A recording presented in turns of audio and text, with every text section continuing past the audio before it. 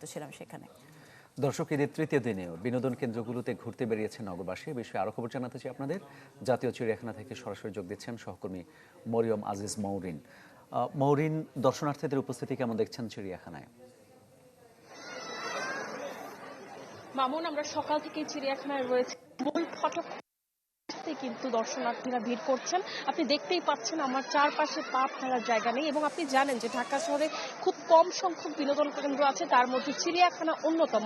এবং সবাই ছুটির দিনে চায় যে তাদের প্রিয় চিড়িয়াখানায় আসবেন। একই জায়গায় আসলে বাঘ, ভাল্লুক। আমরা এই মুহূর্তে রয়েছি বানরের খাঁচার সামনে। আপনি দেখতেই পাচ্ছেন কত মানুষ, কত বয়সের, প্রত্যেকটি বয়সের মানুষই আসলে উচ্ছ্বসিত হচ্ছেন কাছ থেকে পছন্দের প্রাণীটি দেখতে পেরে। যে প্রাণীগুলো সিনেমায় বা নাটকে বা হচ্ছে বইয়ের পাতায় আসলে পড়া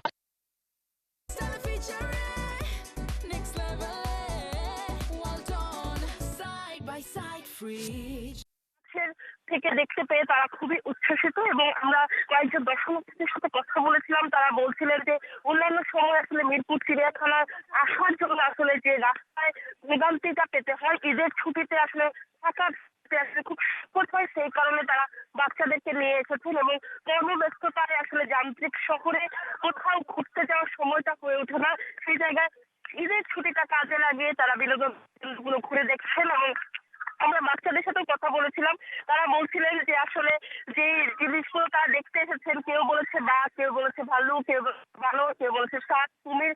তাদের আসলে এক একজনের এক এক প্রাণী নিয়ে তাদের উচ্ছ্বাস। তো সেই জায়গা থেকে আমরা চেষ্টা করেছি সবার সাথে কথা বলার, এবং আমরা দেখতে পেয়েছি যে তারা অনেকটাই উচ্ছ্বসিত। ওখান থেকে জি মৌরিন, অনেক ধন্যবাদ আপনাকে।